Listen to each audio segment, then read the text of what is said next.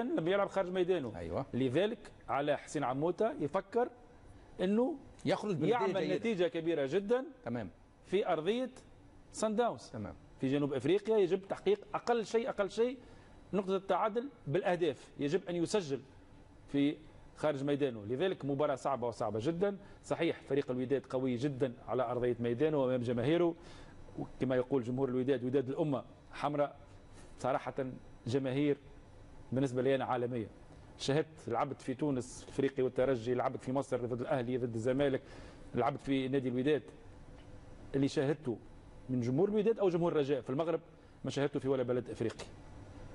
طريقه التشجيع، طريقه تحفيز اللاعبين، صراحه اللاعب اللي ما يعطيش 150% بالنسبه لنا مش لاعب كوره امام هذه الجماهير.